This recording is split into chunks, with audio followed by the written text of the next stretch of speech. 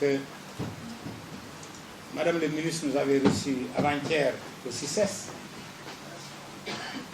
et le directeur du commerce intérieur, M. Ousmane Baye, a fait un exposé dans lequel il a expliqué les réserves disponibles, puisque un pays, quand il fonctionne, il doit y avoir toujours des stocks de sécurité. Non seulement toutes les spéculations sont disponibles jusqu'à 45 jours, donc c'est 1 mois et demi, et au maximum 60 jours. Mais il y a autre chose. Il y a des commandes qui ont été déjà faites et qui sont en cours. Le seul danger, c'est ce qui s'était approvisionné il y a, disons, 2 ou 3 semaines avant, et que leurs conteneurs sont déjà payés, le transport, les assurances et tout, mais ce n'est pas encore embarqué. Ils sont situés dans certains ports de la Chine.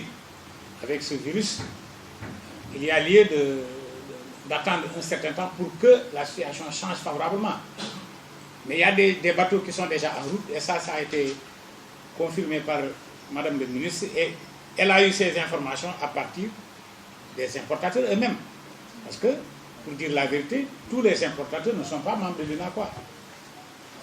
Et ceux qui sont membres de l'UNACOIS, on peut se baser sur ce qu'ils ont dit. Par exemple, au moment où je vous parle, quand le problème a déclenché, on m'a appelé en me disant que, mais au niveau de la Chine, c'est plus possible. Mais j'ai dit aussitôt que nous avons des membres qui sont en Indonésie, et l'Indonésie n'est pas encore touchée.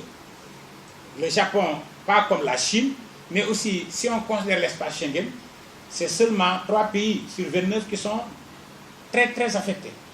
C'est l'Italie, c'est la France, c'est l'Espagne. Donc, il y a des possibilités d'importation à partir de ces pays et aussi à partir des États-Unis.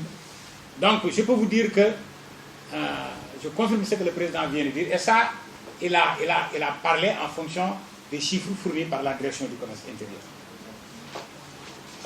Donc, nous allons vous assurer, en tout cas, que nous allons porter un message comme quoi,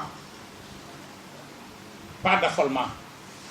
Pas d'affolement, puisque nous sommes dirigés quand même par des gens responsables, et les premières mesures prises par le président de la République prouvent que le Sénégal va se lever debout contre ce fléau, contre cette pandémie mondiale, et que probablement, sous peu, ce sera une page tournée et qu'on passera à autre chose. Maintenant, pour mon choix, pour le choix de ma modeste personne concernant les 50 personnalités de l'Afrique de l'Ouest, bon, moi je ne me suis même pas rendu compte de ça, c'est eux qui m'ont informé. Et dès qu'ils m'ont informé, je suis devenu ici. Le directeur de publication du journal est venu, on a échangé dans mon bureau, mais je lui ai dit que ce n'est pas suffisant, on va aller voir le président. Le président nous a reçu, je lui ai dit de répéter ce qu'il a dit. Alors ils ont dit que c'est leur 3e édition de cet événement, c'est la 3e fois, ça s'appelle Influence Magazine, c'est dirigé par un certain Ismaël Badji, et qu'ils m'ont dit l'année dernière, ils avaient choisi le ministre ADC, Aliou Badara Cissé. Aliou Badara Cissé, c'est quelqu'un de très connu dans ce pays, un avocat de très grande envergure, mais aussi qui est médiateur de la République.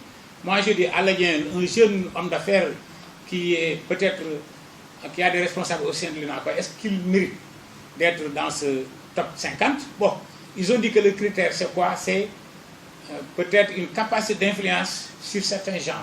Bon, peut-être une capacité d'influence sur certains commerçants.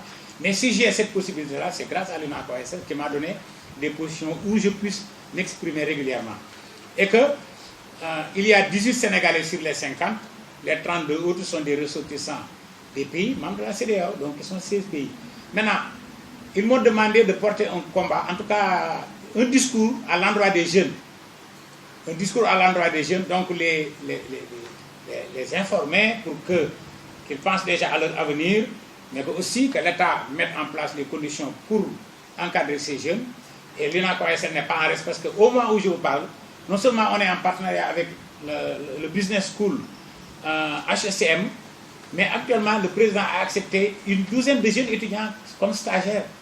Je les encadre, ils sont régulièrement au bureau, et je les encadre pour la création de leur entreprise ultérieurement. Je ne les encadre pas pour qu'ils soient des employés, mais pour que demain qu'ils soient des employeurs. Et je crois que ça doit être une mission régalienne de l'État. Et l'État n'a qu'à mettre en place le maximum de structures qui doivent encadrer les jeunes. Sinon, les jeunes vont continuer à braver l'océan Atlantique. Les jeunes vont continuer à braver le désert. Et pour finir sur cette question, Mayoro Mbaye, si présent à ma gauche, grâce à son intelligence, on a pu décrocher des hommes d'affaires italiens qui étaient venus ici. Et nous y avions été à Milan. Ils sont venus et ils ont visité l'APIX, la chambre de commerce, le pôle de Diamniadio. Pourquoi? Parce qu'ils ont la capacité d'installer des unités industrielles pour retenir les jeunes. Maintenant, on ne peut rien faire sans l'aval de l'État. L'État est informé par l'intermédiaire de l'APIX, même par l'intermédiaire du ministère de l'Emploi, M. Dambio qui est au courant, on lui a envoyé même un document, mais le président aussi est au courant. Donc, l'UNACOSR est dans les dispositions, en tout cas, d'être aux côtés de l'État, mais surtout aux côtés de la population, pour que le Sénégal aille de l'avant. Je crois que j'ai répondu à cette question. Bon, maintenant, pour l'inflation. Pour l'inflation. Vous savez, l'inflation, c'est une situation économique qui arrive au mauvais moment. Si ça désavantage les gens, ça peut favoriser d'autres gens. Mais l'UNACOISL est contre les spéculations et les rétentions de stock. Le président l'a dit, un commerçant peut tout faire sauf vendre à perte. Mais il a droit à une marge bénéficiaire pour n'importe quel produit ou bien pour n'importe quel service. Mais nous sommes contre les spéculations, à outrance. Parce que ça, la morale les réprouve, l'islam, notre religion, les réprouve, mais les lois du pays les réprouvent. Et l'UNACOISL est là, à la disponibilité des commerçants qui ont des problèmes, mais le jour où un commerçant a un problème avec l'État dans ce genre d'infraction, nous en laverons les mains. Je crois que j'ai répondu à toutes ces questions, s'il n'y en a pas d'autres.